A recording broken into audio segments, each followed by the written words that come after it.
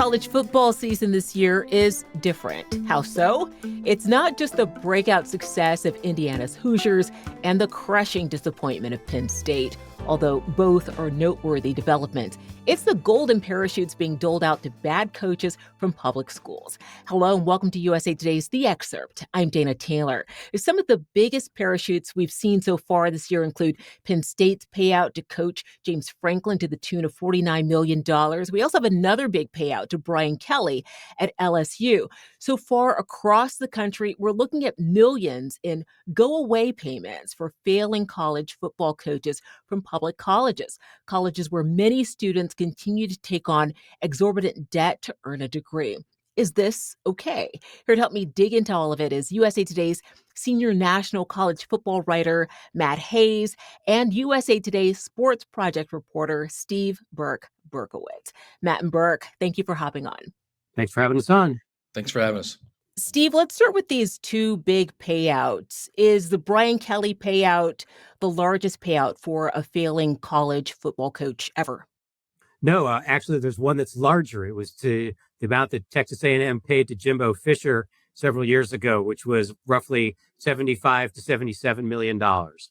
Matt, just for kicks, I wanted to see how Franklin's $49 million package might impact Penn State's undergraduate population with just over 48,000 right now. If it was divvied out among the students instead of all going to James Franklin, it would net $1,000 per student. Are there ethical lines being crossed here?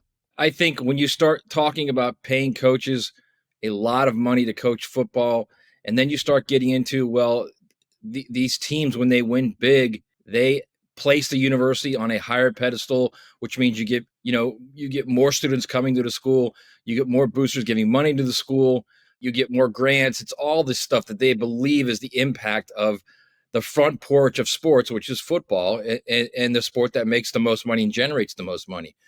For me, looking at it, I think sports-wise, from football, this is the sport that generates the revenue. This is the sport far and away more than any other sport on a college campus. And there are many, many university presidents and obviously athletic directors who believe that it transcends sports, that it becomes an issue for the university to use as a tool to get any number of things that they couldn't get without it. Okay, Steve, let's talk about where this golden parachute money is coming from then. Are there donations that are earmarked for this, or is it coming from revenue earned by the sports teams? It's probably a combination of both. I mean, there are instances in which athletic directors hear from donors that they want the football coach to be fired, and the donors, help put up the money for that specific purpose. There are other instances where athletics departments use reserve funds that they've built up over the years, where they've had surpluses of revenue over expenses. There are a variety of different ways for schools to deal with this. But the thing to keep in mind on a taxpayer basis is that the entirety of the college sports and higher education ecosystem is underpinned on those all being nonprofit, tax-exempt organizations. The schools are tax-exempt. Donations to the schools provide people with tax deductions. The NCAA is operating as a nonprofit. All of the conferences operate as nonprofits. Many of the bowl games that are organized, those are operating as nonprofits. So all of this revenue and all of the money that's washing around in this system is tax sheltered and tax advantaged, which means that, on a certain level, taxpayers are underwriting this across the board. And Steve and I have also talked about this. It's almost as if this money is fungible because it just goes from one place to another place to another place. And at the end of the day, you don't know where it is. The fear, I guess, for some university personnel is if you've got a big booster who's willing to put up $25 million to be part of a buyout for a coach who's not winning, why can't he give $25 million to the School of Journalism? Why can't he give $25 million to other research being done at the university? Or if he's doing that, that's taking away from the money he would be giving to other research situations away from sports. Well, Matt, I'm going to circle back to something you just talked about, how these coaches are able to negotiate these incredible deals with public schools. High risk, high reward situations. What are the stakes, though, for the schools? I mean, they're big. There's no doubt about it because there's so much money now involved if you look at the two super conferences, the Big Ten and the SEC, which make considerably more money than the other conferences, you're talking about the Big Ten, I believe, is somewhere in the 70 million mark they gave each school this past year. Burke would know the numbers better than I do. And I think the SEC is right around the low to mid 50 millions. And then now you're also talking about the college football playoff, which they're going to expand. And right now they get annually about 1.2 billion with a B annually for that playoff. When it expands, it will be more. So you're talking about a lot of money annually being doled out to these schools. So if you have a coach who's not winning and can't get you into that playoff, then you got to reassess and start to think, okay, is it worth us paying that kind of money? You and I, Dana, look at that in Burke, and we look at this and we think, $50 million to sit home and do nothing? You got to be kidding me. How do I get that job? But look at what they've done. Look at what Penn State did. Penn State was a play away from playing for the national championship last year. 6 games into this season, they fire their coach. It's remarkable what Penn State has done. Remarkable. LSU's similar, but it's kind of, Brian Kelly was kind of going bad there at LSU. Billy Napier, who got $22 million at Florida, he just couldn't get it going in his 4 years. So you can kind of understand those firings. The buyouts clearly is still just shocking, but we're at the point now, honestly, Dana, where 20 million is kind of like, all right, so. And then we're talking about this right now. Nebraska, because it was worried that Penn State was going to steal its coach, extended Matt Rule 2 more years for $25 million total. This is a coach who's 18-15 at Nebraska, who has a losing record against power conference teams, who has not beaten a ranked team in 3 years at Nebraska, whose teams are 1-7 in the month of November when it really matters most. And right now, his 6-2 team, if they follow the path of what his 2 previous teams did in November, they could have given a guy a $25 million extension for a 7-5 record or 6-6 record. It's ridiculous at this point. Burke, what's your take on this, on the stakes for the schools? I mean, the stakes for the schools, like Matt said, are gigantic. I mean, and the amounts of money that are involved here are considerable. And when you're like at a school, for example, like at Tennessee, you go like, well, Tennessee's football stadium seats roughly 100,000 people.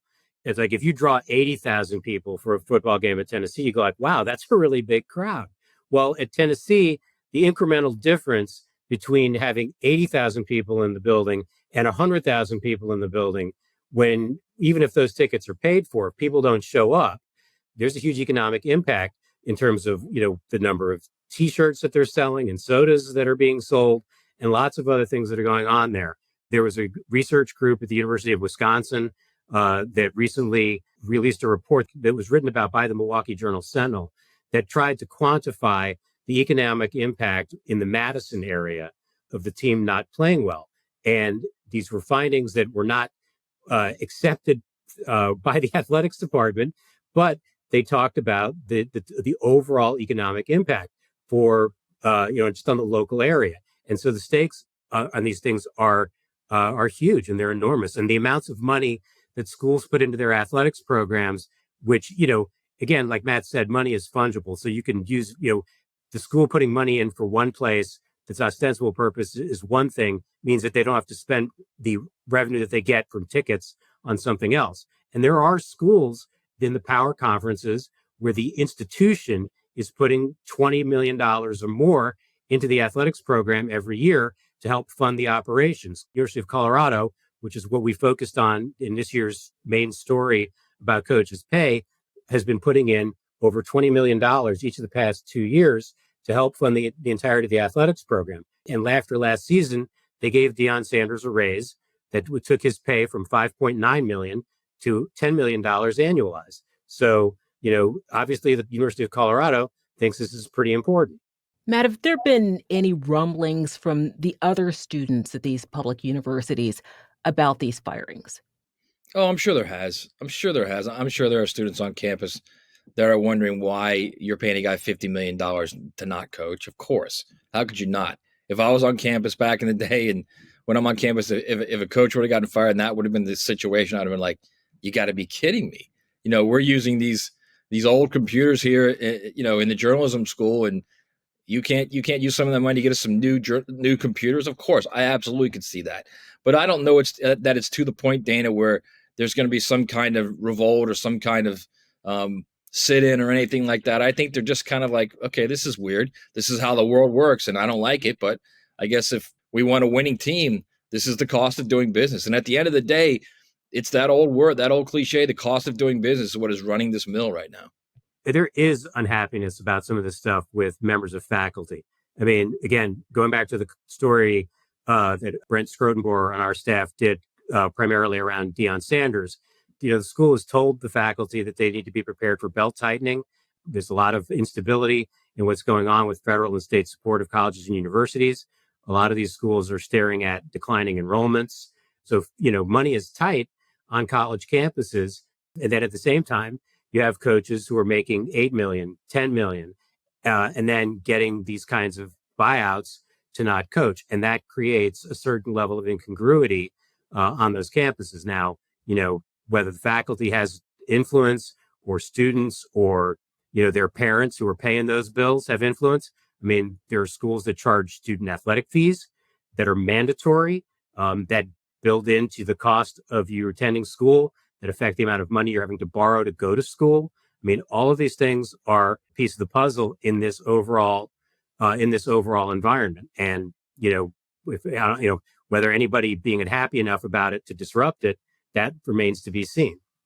Finally, I want to ask you both, as experts in covering college football, what surprised you the most about these stories? Matt, I'll start with you. Honestly, Dana, nothing.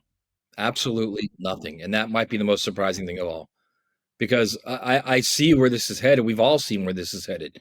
In 2021, when the NCAA decided that not only were they going to allow students to earn off their name, image, and likeness, which I think should have been done a long time ago, but they did it with zero guardrails. They did it knowing that the states of California and Florida started out 16 months earlier saying, look, in July of 2021, our student athletes are going to be able to earn off their name, image, and likeness. And the NCAA knew for 16 months this was going to happen and had zero guardrails. So what did they do? Not only did they allow NIL, they also said, what the heck, we'll just open it up and we'll have free player movement. And then everybody started to complain about it. Shocking that everyone's complaining about something that was set up. They knew that they had to do something and they did nothing, which is really kind of the MO for the NCAA. So am I surprised? Not in the least. Yeah, I would agree. I mean, there's nothing surprising about this. And I'll take it this sort of in a slightly different direction. I mean, because I've been through with doing this work for USA Today, going back to 2006, when we first started doing looks at college football coaches' compensation. People have always asked me, is there a ceiling to what college football coaches can get paid? Is the idea of athletes getting paid, is that going to constitute a drag or some kind of a governor on what college football coaches are paid? And I've yet to see evidence of anything that will constitute a drag on coaches' salaries. And in the upcoming year, the Indiana University just gave a huge raise to its coach, Curt Cignetti, who's been incredibly successful in a very short period of time. And with Indiana now talking about Indiana and Cignetti have agreed to an arrangement under which he'll be paid a little over $11 million beginning next season, and it'll go up from there. And because there's so much emotion involved in these decisions, and there's such an interest in winning that, somebody's always going to think, hey, if we pay the money, we'll get the best guy. And that's the guy who's going to win us a national championship, or that's the coach that's going to get us farther in football than we've ever gotten before. Then that's what we're going to do. And that's what's going to happen. Love talking to you both. Matt and Steve, thank you so much for being on The Excerpt. Thank you, Dana. Thanks. Thanks for watching. I'm Dana Taylor. I'll see you next time.